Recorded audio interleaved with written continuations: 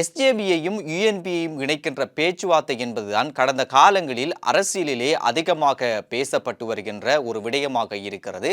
இந்த பேச்சுவார்த்தைகள் குறித்தும் இந்த பேச்சுவார்த்தையிலே நடக்கின்ற விடயங்கள் குறித்தும் பல புதிய தகவல்களை நாங்கள் உங்களுக்கு கடந்த வீடியோக்களில் எல்லாம் சொல்லியிருந்தோம். நாங்கள் அப்படியான தகவல்களை சொன்னாலும் இந்த பேச்சுவார்த்தை என்பது வெற்றி அடைவதில் பல கேள்விக்குறிகள் இருப்பதாகவே சொல்ல தோன்றுகிறது.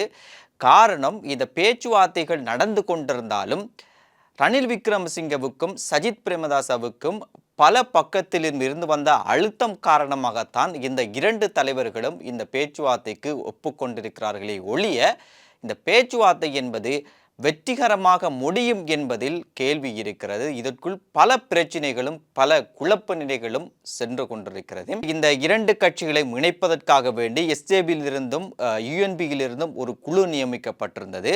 அந்த குழுவில் இல்லாத ஹரின் பெர்னாண்டோ கூட ஹர்சன ராஜகர்ணாவினுடைய வீட்டில் நடந்த கூட்டத்தில் கலந்து கொண்டமை குறித்தும் இப்போது புதிய பிரச்சனை எழும்பியிருக்கிறது.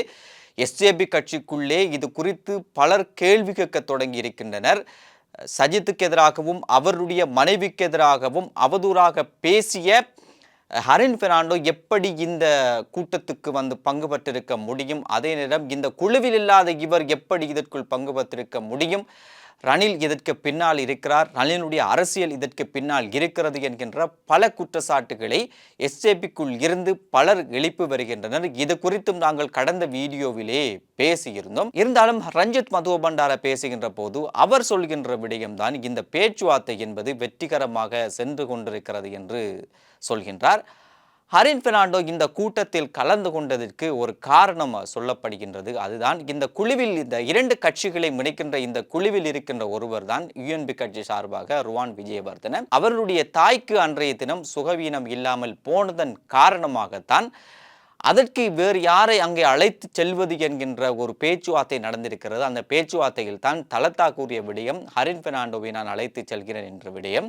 அதன் பிறகுதான் ஹரின் பெர்னாண்டோ ஹர்சன ராஜகர்ணாவினுடைய வீட்டில் நடந்த அந்த கூட்டத்துக்கு சென்றிருக்கிறாராம். இருந்தாலும் ஹர்சன ராஜகர்ணா இது குறித்து பேசுகின்ற போது என்னுடைய வீட்டுக்கு வந்தவரை நான் எப்படி துரத்த முடியும் என்கின்ற கேள்வியும் அவர் எழுப்பி இருக்கிறாராம்.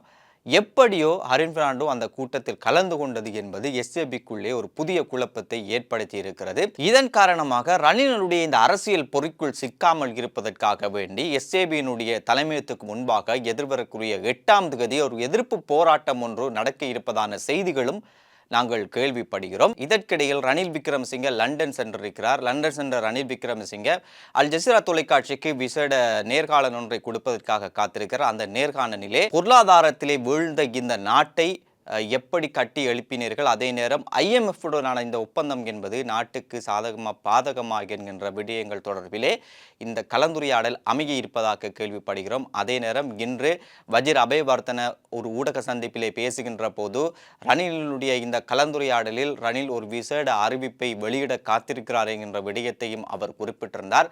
எனவே நாங்கள் இந்த கலந்துரையாடல் இந்த நிகழ்வை அவர் என்ன பேச போகிறார் என்பதை நாங்கள் பொறுத்திருந்துதான் பார்க்க வேண்டி இருக்கிறது. எப்படியோ ஒரு நாட்டிலே ஒரு புதிய அரசாங்கம் என்பது ஆட்சியை அமைக்கின்ற போது அவர்கள் ஆட்சி அமைத்த உடனேயே அவர்களுடைய அந்த புகழை அவர்கள் குறைக்க ஒரு நாளும் விடமாட்டார்கள். ஒவ்வொரு அரசாங்கமும் ஆரம்பத்திலே ஒரு நேர்மறையான விடயங்களை செய்வதற்கு எத்தனிப்பார்கள். ஆனால் இந்த அரசாங்கத்தை பொறுத்தவரைக்கும் அப்படி அல்ல. இவர்கள் ஒரு கடினமான ஒரு சூழ்நிலையில் தான் இந்த அரசாங்கத்தை பொறுப்படுத்தியிருக்கிறார்கள்.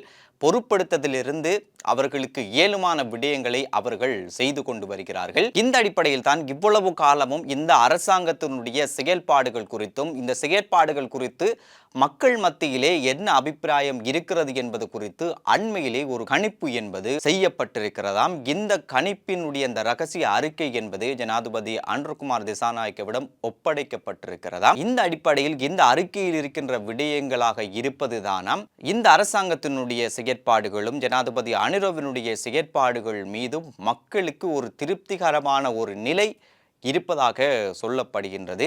அதே நேரம் மக்கள் இந்த அரசாங்கத்தின் மீது ஒரு நம்பிக்கை வைத்திருப்பதாகவே அந்த அறிக்கையிலே குறிப்பிடப்பட்டிருக்கிறதாம்.